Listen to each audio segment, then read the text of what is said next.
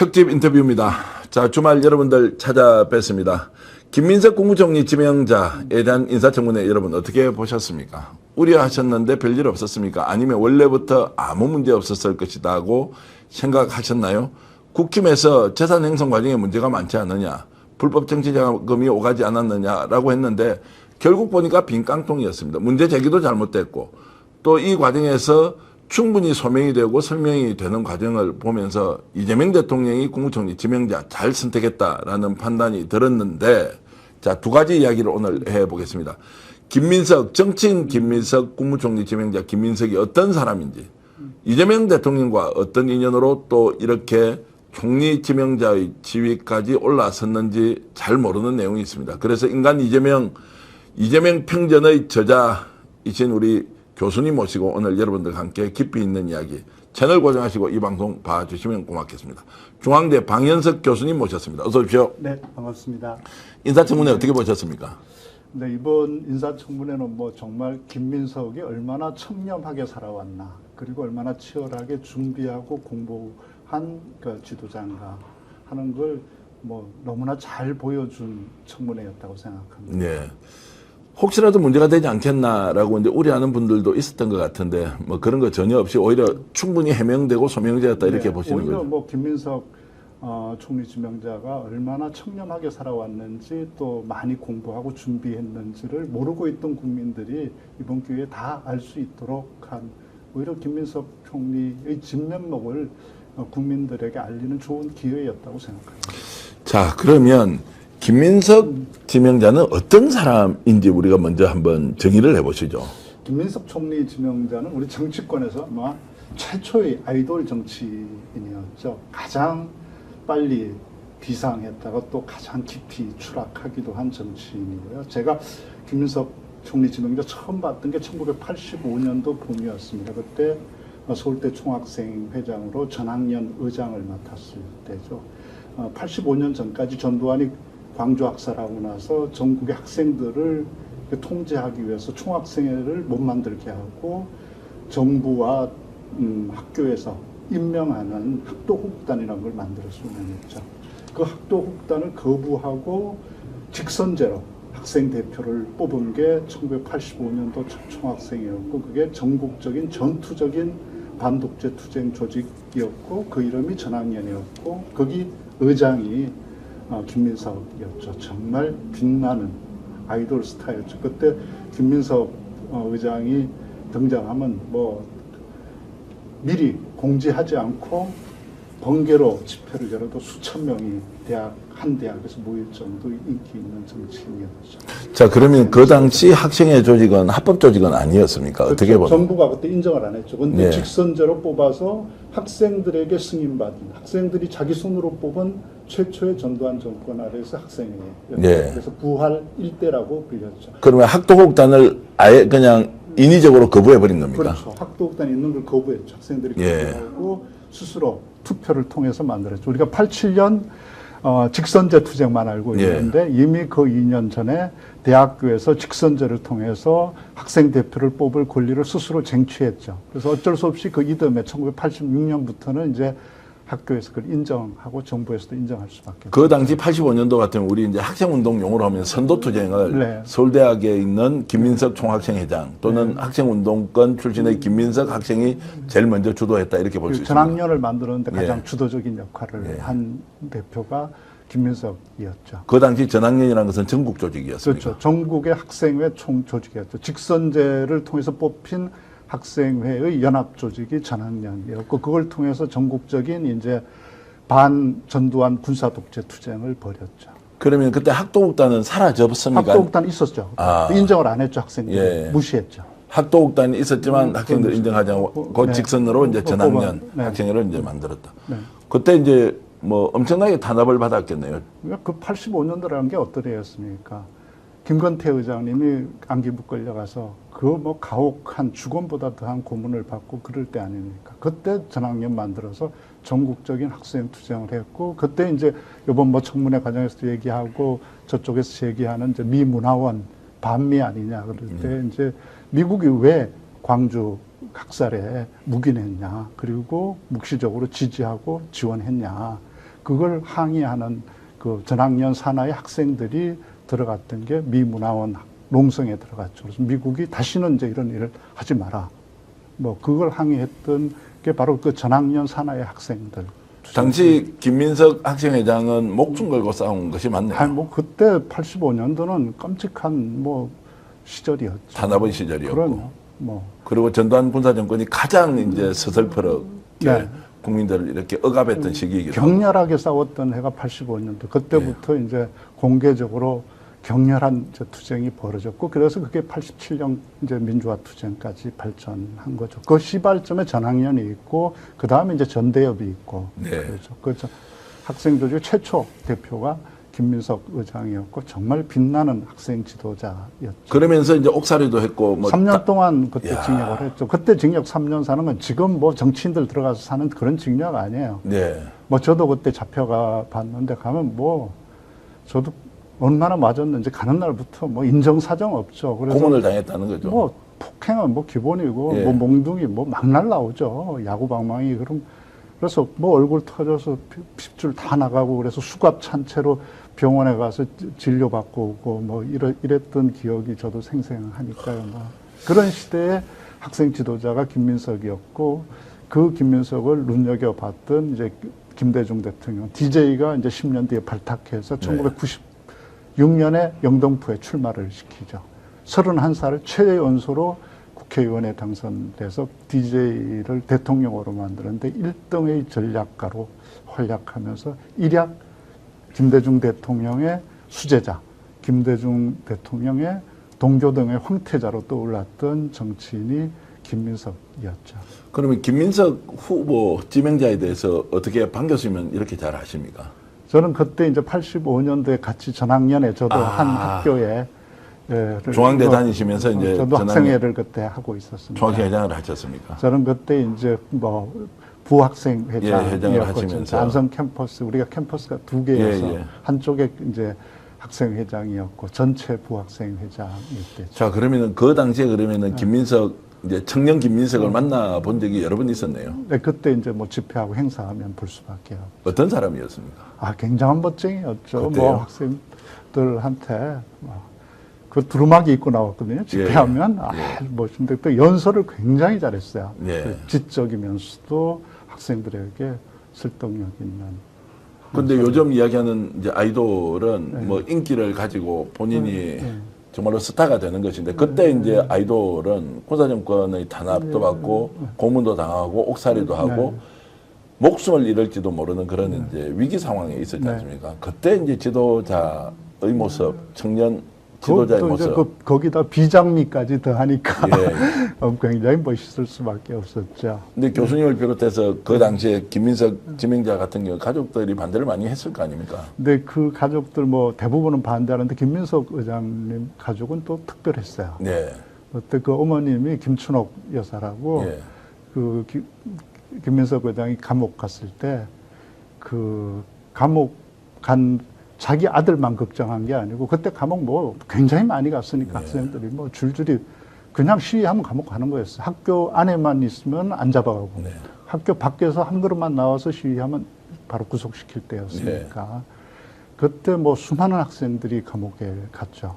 그런데 김민석 의장의 어머니 김춘옥 여사님은 자기 아들 걱정한 게 아니고 자기 아들 그러니까 전학년 사나니까 다 자기 아들 어떻게 보면 부하들이죠. 예, 그 예. 밑에서 학생회 운동, 학생운동 잡혀갔던 자기 아들을 대표로 하는 그 학생들을 지키는 그 일에 앞장섰죠. 그래서 그 나머지 부모들은 굉장히 당황할 거 아닙니까? 자기 아들이 어느 날 갑자기 끌려가서 고문당하고 감옥살이 하니까 얼마나 놀랍고 그 부모님들 모아서 그 설명하고 이건 이제 어떤 일이고 어떻게 대처해야 되고 감옥 수발은 어떻게 하고 뒷바라지는 어떻게 하고 영치금은 어떻게 내야 되고 뭐 이런 것들을 다 알려주고 조직하는 그게 이제 민가협이라고 하는 민주화운동 가족협의회라는 게 되죠.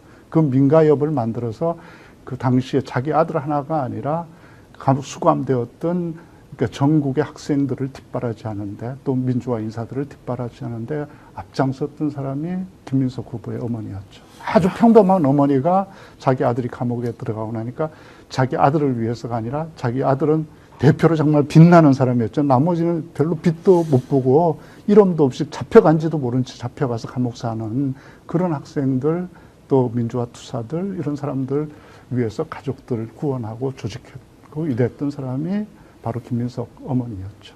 그런 어머니를 지금 재산이 뭐 얼마가 있느니 없느니 그러면서 국회에서 주진우 의원 같은 사람이 따지는 걸 보면 참 누가 만들어놓은 민주주의 터전 위에서 본인이 지금 활동하고 있는데 그런 그때 말을 할 자유를 누가 얻어줬는지를 모르는 그러니까요. 거죠. 네. 80년대 네. 목숨 걸고 싸웠던 사람들 그들 때문에 대한민국이 이렇게 자유롭고 정말로 민주주의가 충만한 세상이 됐는데 김지아 시집 있잖아요. 예. 김지아 시집 들고 다니면 구속될 때였어요. 예. 그게 전두환 시절이었습니다. 그 시절에 주진우 아버지는 뭘 했습니까? 공안, 특수부 검사, 그 부산. 교사 멀쩡한 교사들 빨갱이로 몰아서 인생 그러니까요. 망가뜨렸잖아요. 우리 시인 중에 이산화라는 시인이 있습니다. 네. 한라산 시 썼던 그걸 빨갱이로 몰아서 인생을 완전히 망가뜨렸잖아요. 평생을 빨갱이 딱지 붙이고 인생을 제대로 살 수 없게 한 아름다웠던 시인을 그냥 인생을 거덜내버렸잖아요.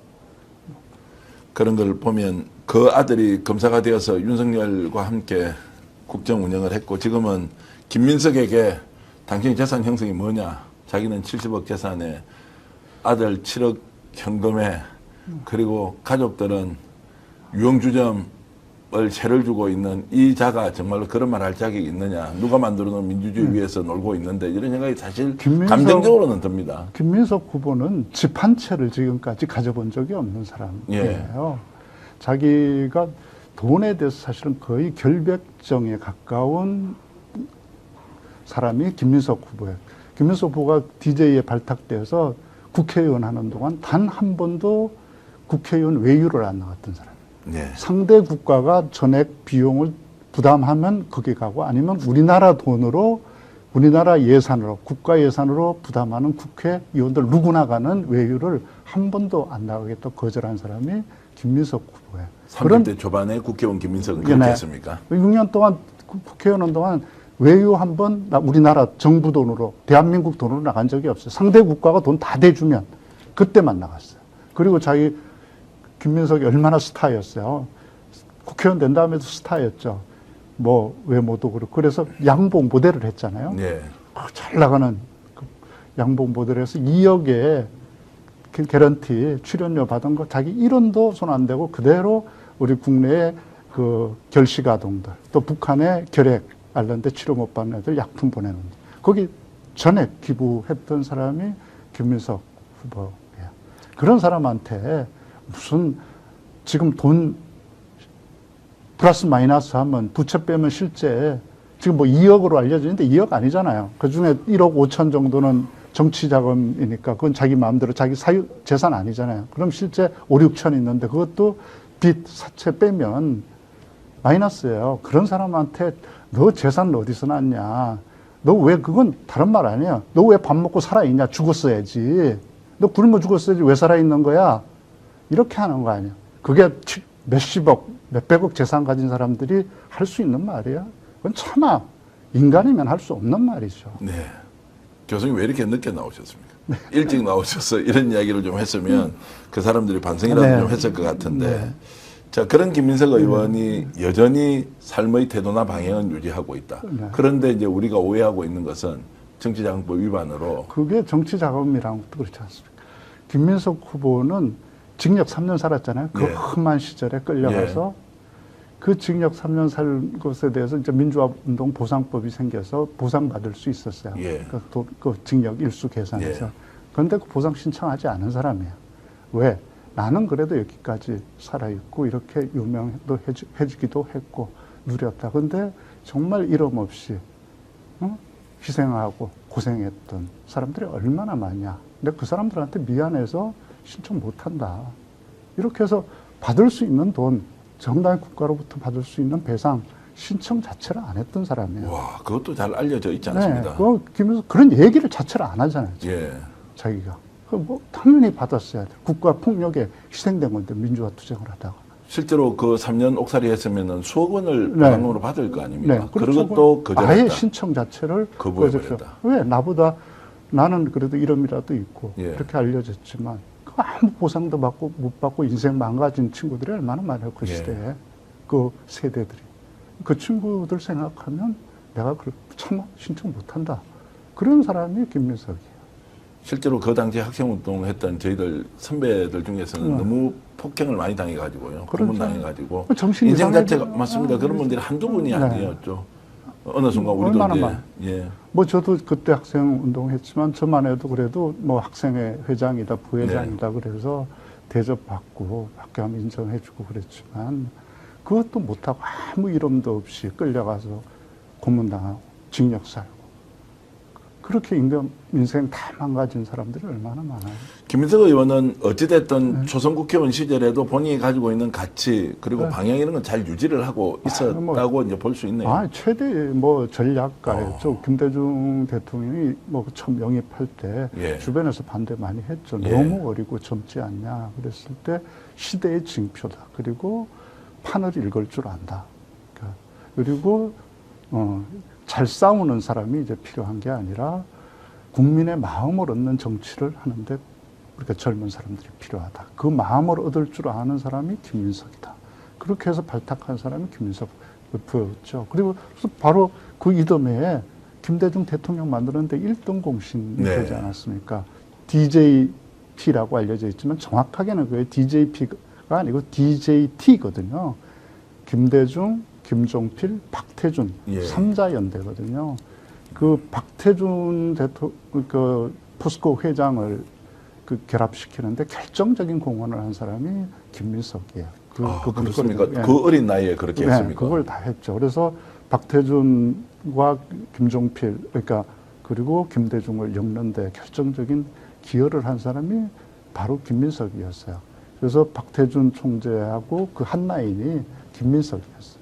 그래서 김대중 대통령하고 두 분이 이제 처음 만난 건 물론 김대중 대통령하고 이제 박태준 회장이 만난 건 이제 도쿄에서 이제 97년에 올림픽 월드컵 네. 예선전 할 때 그 경기 같이 보고 그 다음 날 호텔에서 만나서 의기투합하죠. 우리가 나라를 새롭게 전진시키고 또 한 번 도약시켜야 된다. 그러려면 산업화 세력과 민주화 세력이 손잡고 이걸 돌파해야 된다. 그렇게 가자.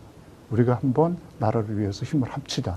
그 뜻을 합치고 난 다음에 그 메신저 역할을 한 게 바로 김민석이었어요. 그래서 박태준 회장이 김민석을 통해서 박정희 생가에 방문해 줄 걸 요구하죠. 자기는 박정희와 함께 했던 사람이고 그러기 위해서는 박정희의 공에 대해서도 인정해 줘라. 산업화에 대한 공적이 있지 않냐. 그러니까 그걸 인정해 주고 우리가 서로 달랐던 것은 한쪽은 산업화를 더 중요시하고 당신은 민주화를 더 중요시했으니까 이걸 합치려면 이 산업화의 공로도 인정해 주라. 그걸 상징적으로 박정희 생가를 와줘라. 그걸 제안하죠. TJ가. 그걸 이제 김민석이 들고 와서 김대중 대통령 설득하죠. 해서 필요합니다. 그렇게 해서 박태준과 김대중 대통령이 박정희 생가를 방문하면서 DJT라는 게 완성되죠. 그래서 호남을 기반으로 한 김대중 대통령, 충청도를 기반으로 한 김종필, 영남에 기반으로 둔 박태준, 그리고 산업화 민주화 세력이라는 게 연합을 해서 이제 김대중 대통령이 마침내 대통령으로 당선되죠. 30대 거기에 초반에, 핵심 역할을 하는 예. 게 바로 김민석 총리. 30대 초반의 국회의원이 정말로 산업화 민주화 세력의 이런 협업 또는 협력을 끌어냈다는 것도 연합연대의 굉장한 전략가거든요. 예, 그러니까 연합연대가 얼마나 중요한가를 그걸 설득해내고 이렇게 했죠. 전략을 짜고. 그래서 바로 뭐 DJ 대통령이 된 다음에 DJ 정부는 뭐 황태자로 불리면서 바로 차기 이제 유력주자로 부상하는 30대 차차기는 뭐 김민석이다. 그럴 네. 정도로 부상했던 최상으로 비상했던 지도자가 김민석이었죠. 근데 우리 기억 속에는 이제 지금 노무현 대통령 정몽준 후보 네. 단일화. 네. 그 과정에서 정몽준 쪽에 이제 지지선을 했다. 네, 그러고 나서 이제 정치적으로 굉장히 이제 이렇게 추락하는 그 기억이 훨씬 더 많이 있습니다. 날개 없는 추락을 했죠. 예. 그냥 가장 높이 빨리 비상했다가 가장 아래로 뭐 정치적 사망 상태가 됐죠. 예. 그것도 이제 김민석 그 총리 지명자의 능력 때문이었죠. 그러니까 네. 그 당시 다시 이제 김대중 대통령도 연합하지 않았으면 집권 불가능했단 말이에요. 다음 정권에서도 이회창하고 그때 붙었지 않습니까? 네. 노무현 대통령 이회창 붙을 때 그냥 이렇게 붙으면 필패라고 생각한 거예요. 그러니까 정몽준하고 연합해야 된다. 단일화하자. 근데 노무현 대통령에 대한 국민들의 기대, 신뢰 그렇게 폭발적으로 높아질 줄은 자기도 몰랐다. 그리고 자기가 상청공학만 생각했지 국민의 마음을 읽지 못했다. 상청연합. 그 이제 DJPT 할 때 그 경험, 위에 상부에서 이렇게 연합을 어떻게 하냐고 생각했지. 그때는 그렇게 했으니까. 그런데 이번에 국민들의 마음이 어디에 가 있는지 그걸 자기가 놓쳤다. 네. 자기의 뼈아픈 실책이었다. 뼈아픈 실책으로 이제 반성은 네, 뼈아픈 실책이었다. 혹시 이런 거는 아닌가요? 네. 고졸 네. 그리고 변호사 출신, 네. 부산 정치인 이런 것들을 생각해 보니까 본인은 서울대 출신이에요. 소위 말하는 엘리트가 봤을 때 엘리트 중에 엘리트죠. 그 노무현 대통령이 본인의 인식 안에서는 대통령감이 아니다라고 하는 좀 편견 같은 게 작동을 했을 수도 있지 아마 않습니까? 그런 것도 아주 없었다고 보기는 어려웠겠죠. 왜냐하면 엘리트들 입장에서 보면 노무현 대통령이나 뭐 이재명 대통령도 마찬가지죠. 예. 이런 분들은 정말 난데없는 사람들이잖아요. 네. 그리고 민주화 운동 투쟁을 했던 이쪽 진영에서도 봐도 참 이렇게 거기도 막강한 또 이게 전통이 있잖아요. 네.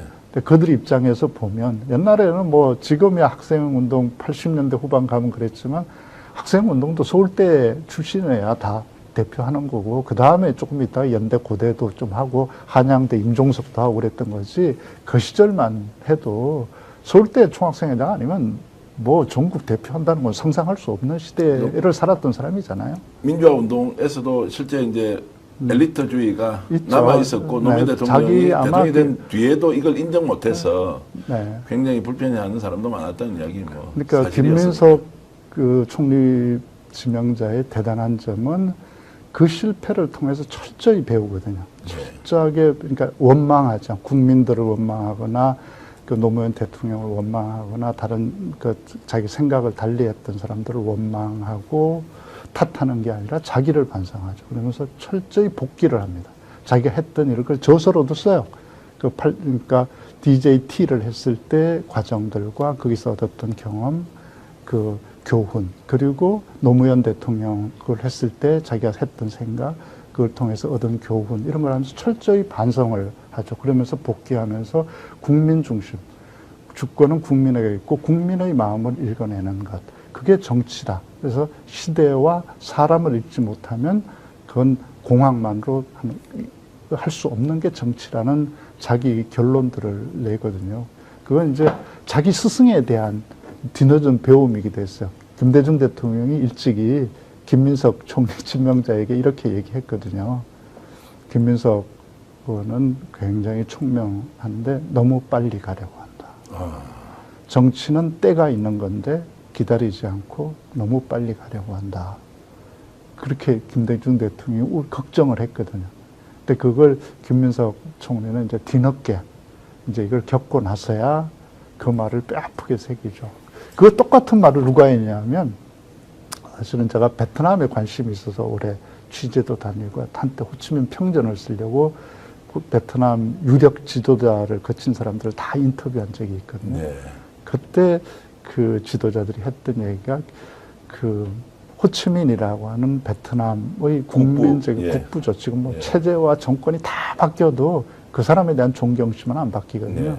그분이 했던 가장 가슴에 남는 말이 다 한결같이 하는 게 우리는 때를 기다릴 줄 알았다.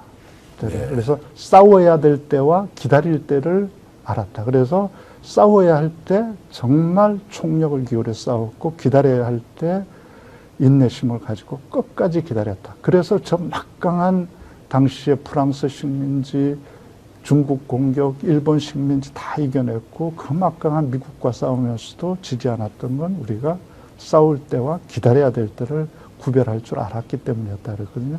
김대중 대통령이 똑같은 말을 한 거죠. 김민석 총리 지명자한테. 김민수 총리 지명자가 이제 추락, 그 긴 세월, 뭐 국민들로부터 비난받고 버림받고 또 검찰로부터 공격받아서 이제 피선거권, 선거권 다 박탈당한 채, 그러니까 추징금 잔뜩 안고 돈 한 푼 없이 빚쟁이로 18년을 견딘 거죠. 그러면 사람들이 다 이상한 길 가서 타협해서 살 길을 구걸해서 살 길 찾거나 배반하거나 변절하잖아요. 김민석 총리는 그걸 하지 않고 누구도 원망하지 않고 탓하지 않고 자기를 돌아보고 다 꼬박꼬박 자기가 지금까지 해온 인생 복귀하면서 공부하죠. 그래서 미국에서 하버드에서 석사학위 받고 칭화대 가서 석사학위 받고 미국 로스쿨에서 박사 받잖아요.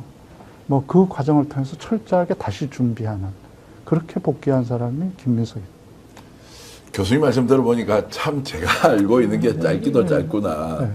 이런 생각이 듭니다. 김민석 그 지명자에 대한 이런 설명이 아마 시청자 여러분들도 처음 이렇게 경험하고 계실 텐데 자 그렇게 이제 18년을 기다려서 다시 이제 정치권으로 복귀하는데 그때 만난 사람이 이재명 네. 대표다. 네. 이재명 의원이다. 네. 자 어떻게 두 사람은 그럼 인연이 됩니까? 이제 김민석 이제 총리 지명이 어렵게 복귀했죠. 복귀 처음 했을 때도 싸늘했죠. 저 옛날에 노무현 배신했던, 그래서 뭐 진심을 믿지 않았죠. 뭐 그동안 어떻게 견뎌왔는지. 근데 그걸 고스란히 감수했죠. 온갖 비난과 거기에 대해서도 항의하지 않고. 나도 그때 나 잘 살려고 한 거 아니었어. 진짜 난 이렇게 해야 그 정권 안 넘겨준다고 생각해서 나도 한 거야. 이렇게 단 한 번도 변명하거나 반박하지 않았거든요. 저희 잘못 판단이었습니다. 그리고 저는 완전히 쓰러졌던 사람입니다. 그래서 더 겸손하게 다시 시작하겠습니다.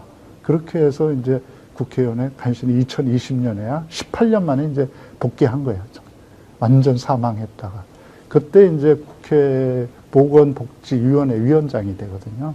근데 보건복지위원장 하면서 이제 그 경기도 이제 이재명 지사가 하는 이제 복지 정책들 이런 것들을 심의 대상에 놓고 검토하고 이렇게 해야 돼요. 그래서 아마 만나면서 두 사람이 굉장히 의기투합하죠.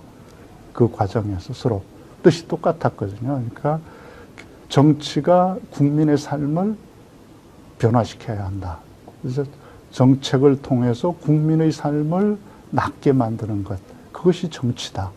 거기에 대해서 두 사람이 확실하게 의기투합을 하죠. 그래서 서로를 굉장히 신뢰하게 되고 이재명 대통령이 만들었던 이제 기본소득 이런 정책들을 실제 구체적으로 실현 가능한 청년 기본주택이나 청년 기본소득, 공공임대주택 이런 걸로 이제 추상적이었던 걸 또 구체화할 수 있는 방안들을 함께 이렇게 만들고 제시하고 이런 관계가 되면서 두 사람이 아마 그 과정에서 굉장히 신뢰가 높아졌던 것 같아요. 그러니까 정책과 정치란 게 뭔가 하는 것에 대한 신념과 철학의 일치가 거기서 일어났던 것 같고, 거기서 김민석 후보가 이재명 대통령에 대한 이제 굉장히 경의를 가지게 돼요. 자기가 막연히 생각했던 걸 성남시에서 이렇게 다 해봤네? 이걸 다 했네? 그리고 경기도에서도 이걸 또 밀고 가네? 그러면서 노무현 대통령을 자기가 대했던데 일단 그 반면교사가 된 거죠. 자기가 이 밑바닥에서 올라온 정치의 저력, 이게 국민들로부터 어떤 지지를 받고 있나. 그래서 이재명 대통령이 가진 장점들, 가능성, 그 가치들에 대해서 이건 세계적인 가치라고 본 거예요. 이게 김민석 총리 지명자가 얼마나 공부 열심히 했냐면 일본어, 중국어, 영어에 능통합니다. 통역 전혀 필요 없이 어떤 대화도 가능한 사람이 3개국, 우리말까지 4개국어에 능통하거든요. 그 공부를 하면서 이제 자기가 세계의 흐름을 읽어왔잖아요. 이 세계가 지금 굉장히 어렵게 가고 있잖아요. 전 세계가 극우화되고 있고 각자 도생으로 몰고 가는 이 속에서 그렇지 않은 함께 잘 살 수 있는 더불어 사는 그런 세상을 만드는 꿈을 버리지 않고 그게 또 통행, 그걸 성남시에서 성공시켰고 경기도에서 성공시켜서 국민의 지지를 저 반대쪽으로 국민들이 안 가고 이런 사람을 지지하게 만든 이재명 대통령의 능력과 철학, 이런 것들에 대한 평가를 하죠. 그게 김민석 후보가 책으로도 냈죠. 이재명에 관하여라고 하는 걸 보면 이재명 후보 대통령의 장점에 대해서 얼마나 날카롭게 파악하고 진심으로 경의를 가지고 정말 자기가 최고의 엘리트로서 서울대 그것도 총학생회장 전학년 초초의 의장으로서 출발해서 DJ 황태자가 되었던 자기와 정반대 저 밑바닥에서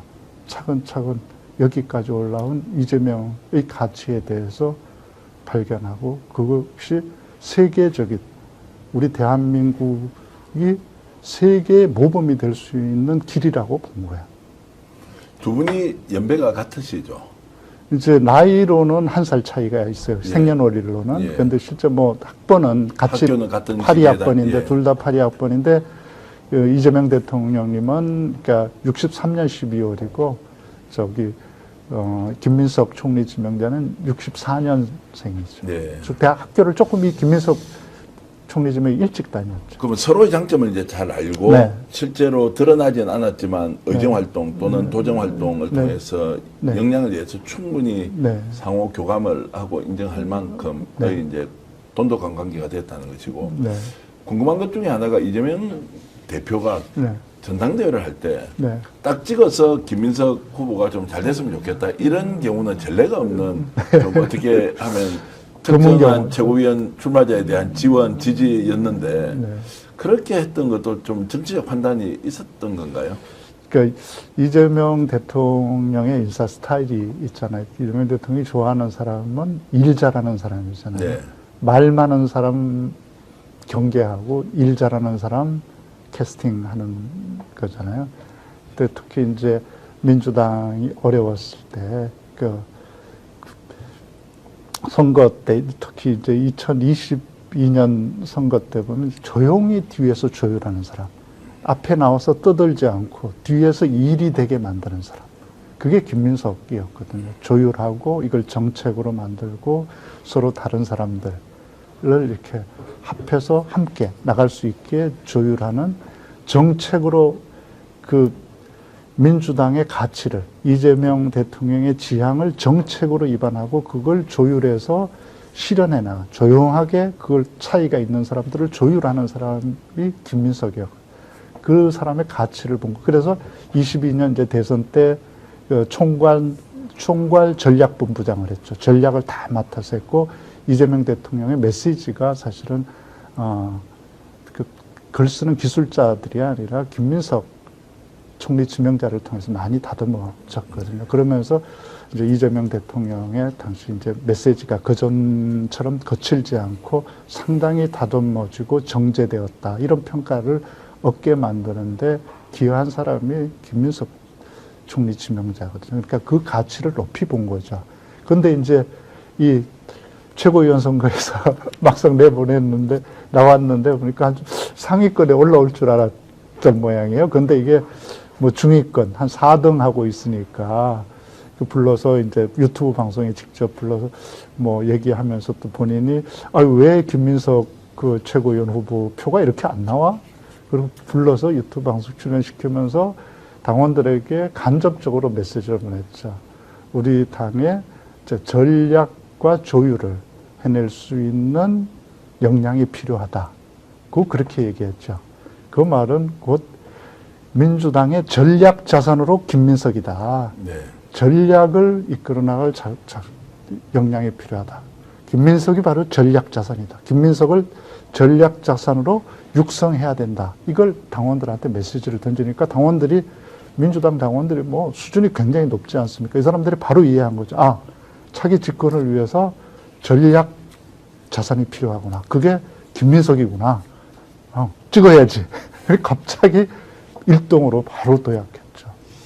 자, 그래서 이게 당대표 또는 최고위원 선거에 개입하는 거 아니냐라는 이제 일부의 시각도 있었지만 말씀 들어보면 결국에는 대중들 또는 유권자, 지지자들이 잘 모르는 내용에 대해서 그러니까 이재명 대통령이 사실상 이제 짚어준 거죠. 하는 마음을 그대로 우리가 드러낸 집권하려면 거죠. 예. 어떤 역량이 더 필요한가. 센 마이크 앞에 나와서 그냥 뭐 전투적으로 잘 싸우는 사람 이 사람들만 가지고 집권할 수 있나? 통합과 정책, 전략을 가지고 실행할 수 있는 조율자, 통합 능력을 가진 사람이 우리에게 필요하다. 않을까요? 하는 질문을 당원들한테 던졌고 당원들은 맞아, 그게 필요해. 이렇게 대답한 거죠. 자, 그러면은 이번에 이제 네.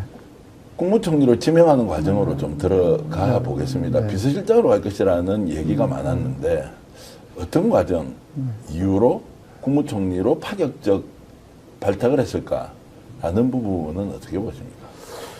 아마 이재명 대통령은 지금 상황이 얼마나 어려운가를 누구보다 뼈저리게 느끼고 있을 거예요. 우리나라가 지금 얼마나 어려운 위치에 놓여 있나.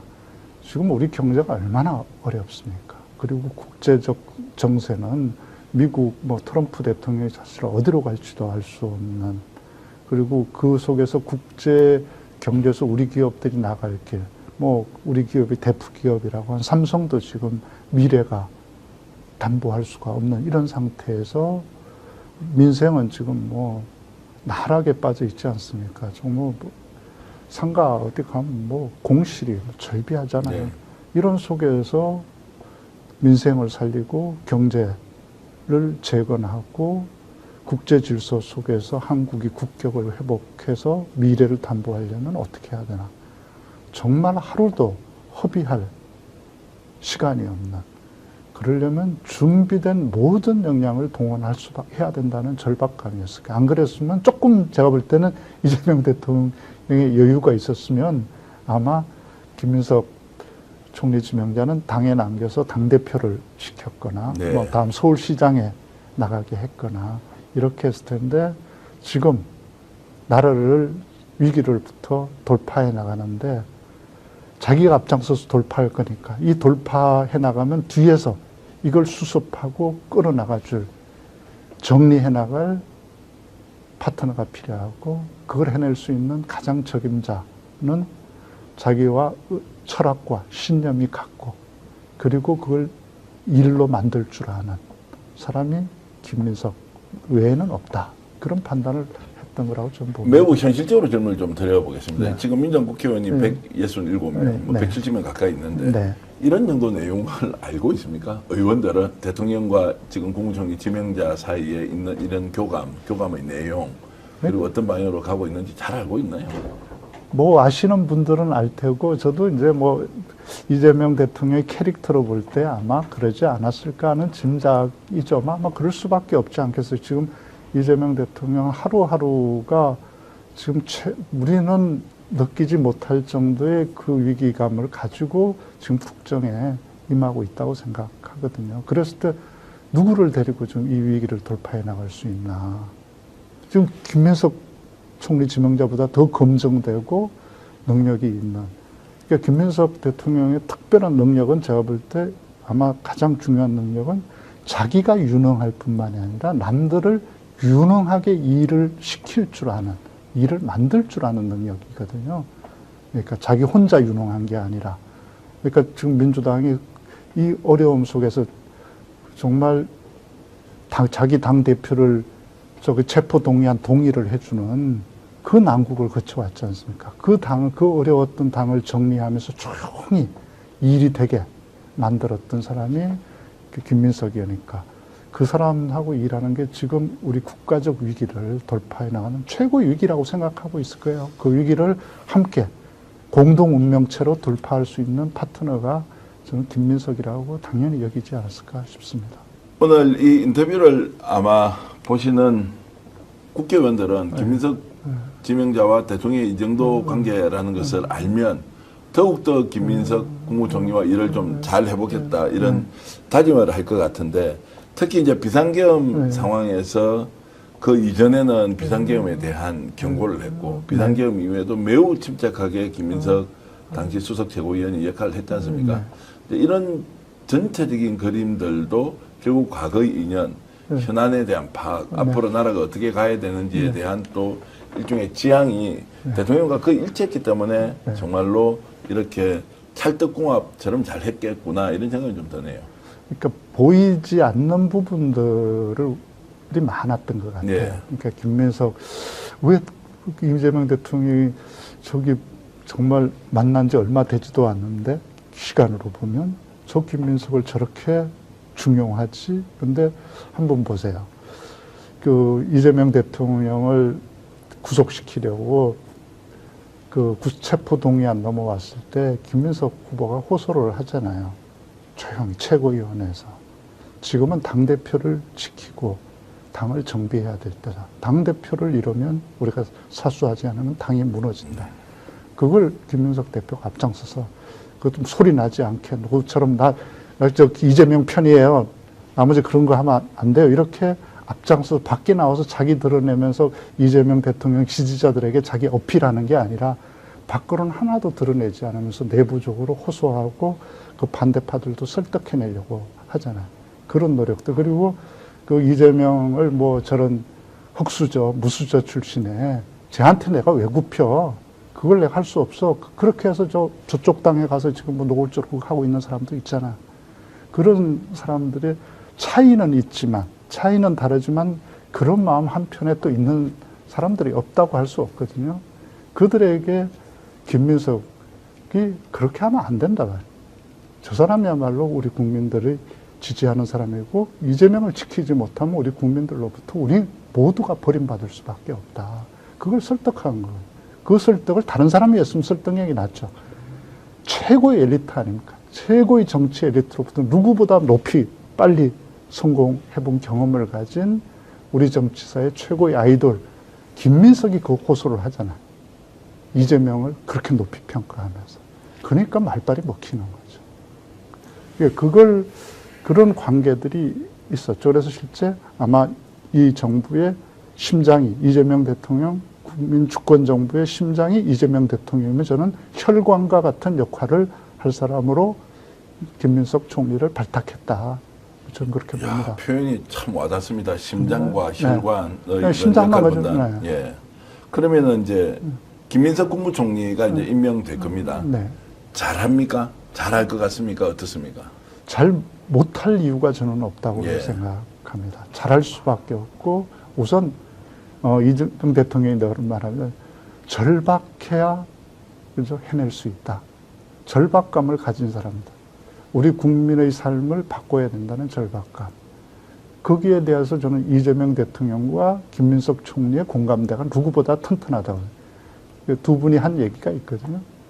국민들은 정권 교체만으로 충분하지 않다. 국민의 삶을 바꿔주기를 국민들은 원한다. 우리는 지난 문재인 정부를 통해서 많은 성과도 거두었지만 국민의 삶을 바꾸는데 성공하지 못했다. 국민들을 크게 실망시켰다. 다시 실망시키면 안 된다. 우리가 국민의 생활을 바꿔야 한다.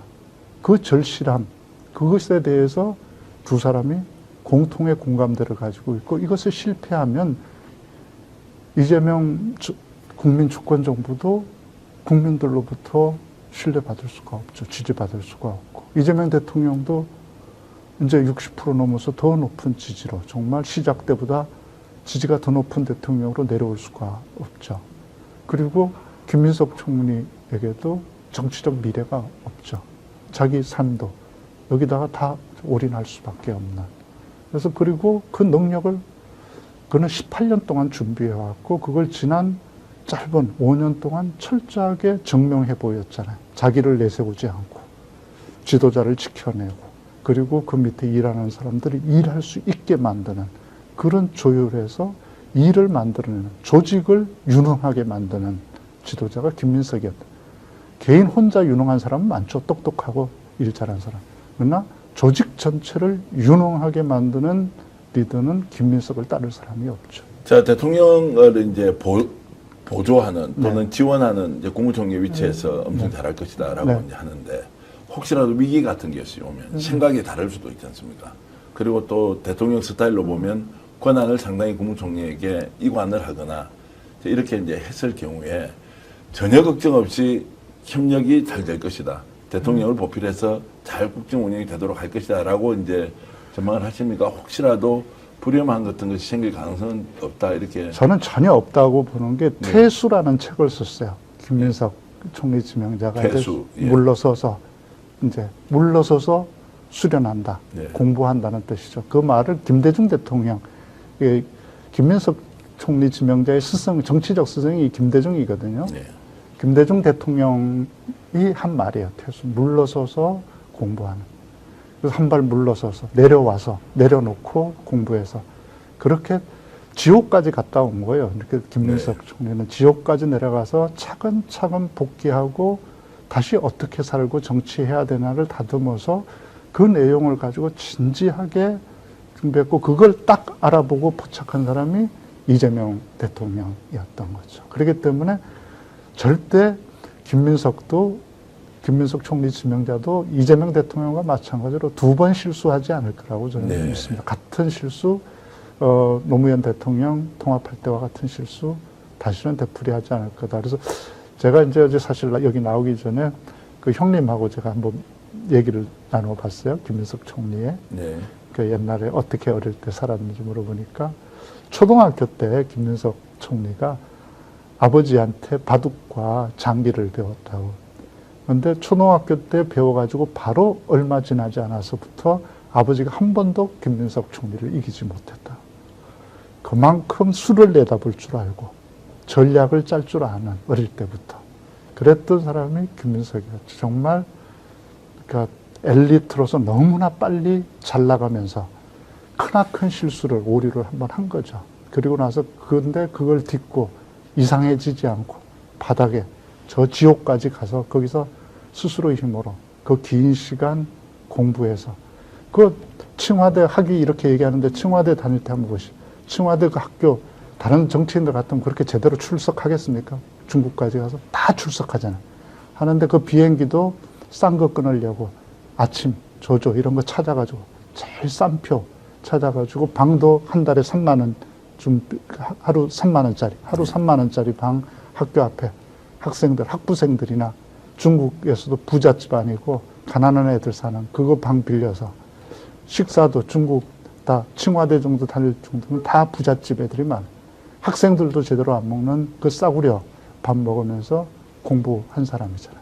그렇게 해서 학위 따서 칭화대가 중국 최고 명문 대학이지만 미국에서는 해주지 않으려고 하는 칭화대 학점을 가지고 미국 로스쿨에서 인정해달라서 인정받아낸 그런 사람이 김민석인데 저는 너무나 잘 훈련됐고 퇴수가 말로가 아니라 몸으로 훈련되어 있다, 준비되어 있다 이렇게 봅니다. 그 말씀을 들으면서 참 이재명 대통령의 인사 스타일, 네. 파격적인 발탁 네. 이런 것들이 네. 예사롭지 않다는 거, 뛰어나다, 대단하다. 네. 와, 우리가 이제 상상하기 어려운 정도의 여러 가지 상황을 종합적으로 고려했다 이런 생각이 이제 들어서 와, 잘 쓰고 또 자기 대권 주자로 갈 가능성도 높지 않습니까? 이것도 위험하지 않습니까? 대통령은 2인자를 키우지 않는다라고 이런 것들이 우리가 지금 교과서처럼 생각을 하고 있는데 그런 위험을 무릅쓰고 그러면은 자, 지금 총리 지명자를 파격적으로 이렇게 인사를 했다라는 것도 참 놀랍습니다. 그 최고 지도자를 잘 뽑고 못 뽑고의 가장 중요한 점은 그 한 사람이 문제가 아니잖아요. 최고 지도자를 후진 사람으로 뽑으면 그 밑에 다 후진 사람으로 포진하고 그 사람들이 스크럼 짜서 나라 망하게 하잖아요. 근데 최고 지도자를 잘 뽑으면 그 밑에 최고 유능한 진영을 갖추게 되고 그 사람들이 일을 해내서 나라를 유능하게 만들잖아요. 이재명 대통령 두려움이 없는 거죠. 김민석 총리 일 잘하면 총리에게 다음 자신에게도 미래가 있는 것이고 일 못하면 김민석 총리에게도 다음이 없지 않습니까? 네. 뭘 두려워하겠습니까? 이재명 대통령. 솔직하게 답변하셔야 됩니다. 제가 이제 반농담처럼 질문하겠습니다. 지금까지 국무총리 그러면 후보자로 제가 지금 그냥 거론하라고 해도 5명 거론할 것 같은데 하마평에 오른 사람이 엄청 많았습니다. 근데 알고 보니까 김민석 지명자만 한 사람이 없었네요. 그러면 대통령 마음은 그냥 원래부터 김민석이었다 이렇게 볼 수도 있나요? 아까도 얘기했지만 이 위기의 국면에서 이게 정말 만만치 않은 상황에서 지금 대통령이 된 거잖아요. 이 대통령을 맡아서 정말 국민의 생활을 바꿔놔야 되는데 그냥 자리 행세만 하다가 내려오면 안 되잖아요. 이 절박함 속에서 누가 이걸 해낼 수 있나. 그러니까 제가 볼 때는 전략자산이거든요. 근데 지금 동원하지 않을 수가 없는. 아마 좀 아껴두고 싶었을 거야. 근데 그렇습니까? 네. 그런데 동원하지 않을 수 없는 위기감 때문에 전 동원했다고 생각합니다. 우스개를 징발했다. 징발했다 이렇게 말씀하셨는데 총리 지명되는 날 밤 한 12시 반 정도에 그 전까지 일체의 논의가 없는 상황에서 대통령이 직접 전화를 해서 총리를 맡아달라라고 하는 전화를 받고는 완전히 이제 얼어버렸다 뭐 이런 이야기를 그 옆에서 김민석 총리 지명자를 직접 본 국회의원이 그런 얘기를 하더라고요. 네. 그러니까 그런 중요한 인사에 대해서는 사전에 교감을 하지 않은 상태에서 본회의에 찬 결단을 대통령이 먼저 하고 총리를 맡아주시라고 이렇게 전화를 했다는 것도 참 생각을 해보면 정치라는 게 한편으로는 굉장히 이렇게 정말 냉엄한 현실이기도 하고 또 다른 한편으로는 깊은 신뢰가 있어야만 이런 일을 또 맡기는 이런 두 가지 점이 교차하는 것 같습니다. 그러니까 검증을 충분히 했다고 생각하는 거죠. 예. 이재명 대통령이 김민석 그 총리 지명자를, 그리고 총리 지명자도 이재명 대통령에 대해서 누구보다 잘 아는 사람. 그 이재명 대통령의 삐세 혁명이라고 하는 용어를 이재명 대통령이 제일 먼저 썼거든요. 그 의미를 가장 정확하게 읽어내고 가장 먼저 명명해 준 사람이 바로 김민석 총리예요. 자, 그러면 이제 이재명 대통령과 김민석 국무총리 이 두 사람은 역대급 환상의 조합이다 이렇게 확신을 하십니까? 그 전에 이제 총리들, 가령 고건 총리도 있었고, 뭐, 그, 황교안, 뭐, 얼마 전에 한덕수도 있었지 않습니까? 한덕수, 이런 사람들은 주종 관계. 예. 아니면 또 연합 관계였어요. 근데 그건 한편으로 그냥 단순 시행자, 부하였거나 아니면 경쟁 관계였지만 이 관계는 철저하게 저는 가치 동행이라고 그렇게 봅니다. 가치가 일치한 사람들이에요. 이재명 대통령과 김민석은 다른 의도를 가지고 연합한 사람이에요. 함께 가는 길이 정확하게 일직선에 놓여 있고 같은 방향으로 달려가는 사람. 그걸 서로 보완해 나가면서 아까 우리 이재명 대통령은 추진하는 돌파형 지도자잖아요. 네. 거기에 비해서 우리 김민석 총리는 통합하는 그 조율형 리더죠. 그러니까 이 두 개가 함께 감으로써 강하게 지금 위기를 앞에서 이재명 대통령이 치고 나가면서 그 뒤를 내각이 뒷받침해 나가는, 이걸 저는 완벽하게 구사해 나갈 수 있는 최상의 지금 콤비가 지금 김민석 총리 임명이다. 교수님 말씀 들어보면 걱정 없어도 되겠다. 네. 저는 혹시라도 불협화음 생기면 어떻겠느냐라고 이제 우려를 하기도 절대 했는데 없을 것 그런 일 절대 없이 황금의 조합으로 국정 운영의 추진력이 굉장히 강력해질 것이다 이렇게 이제 생각을 하겠습니다. 네. 혹시라도 내란 일어났을 과정도 그렇죠. 내란에 대해서 가장 먼저 경고하고 이재명 대표에게 그 점들을 설득해내고 위기에 대응해야 된다는 거예요. 그걸 하고, 그래서 본인이 24년 작년에 9월 달에 아예 법안 발의를 하지 않았습니까? 네.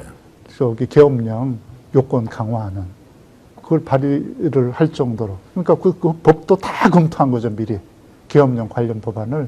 그러니까 하니까 언제 어떻게 할 수 있고, 그건 해제는 어떻게 시킬 수 있고, 이걸 다 검토를 미리 했던 사람이 김민석 총리 지명자. 그러니까 일어나면 그 다음 후속 조치는 어떻게 일어나고 하니까 여기에 대해서도 가장 많이 고민했고, 그러므로 해서 이제 이재명 대통령도 정말 자기는 상상도 하리라고 생각하지 않았는데 설마 할까? 그런데 김민석 총리 지명자가 다 설명을 하니까 그럴 수 있겠네요. 준비를 마음에 갖췄기 때문에 그 12월 3일 날 이재명 대통령이 그렇게 신속하게 국민들에게 호소하고 의원들을 국회에 직결시키고 미국과 우방국들에게 외교 라인을 통해서 적시 우리 정부의 윤석열의 불법 계엄에 지지하지 않도록 이런 조치들을 다 할 수 있게 만들었잖아요.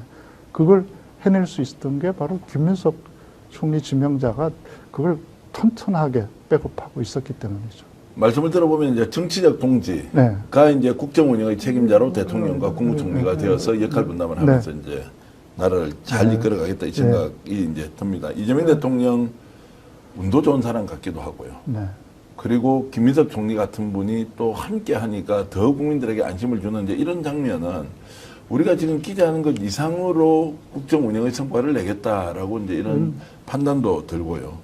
자, 그러면 이 질문을 좀 드려보겠습니다. 이재명 대통령이 아직도 국민들에게 보여줄 더 히든 카드가 많이 남아 있습니까? 국무총리에 대해서도 오늘 말씀 들어보면 와, 이런 정말 깊은 뜻이 있었다는 걸 들으니까 사실 제 스스로 굉장히 초라해지고 좀 부끄럽습니다. 왜냐하면 멋진 기평론가인데 분석 능력이 이 수준으로는 도저히 이 시장에서 살아남을 수 없다는 생각이 들기도 하면서 참 대단하시다. 정말 박수 보내고 싶다 이런 마음이 듭니다. 우선 뭐 저는 이제 이재명 대통령의 핵심 관심사는 두 가지일 거라고 생각합니다.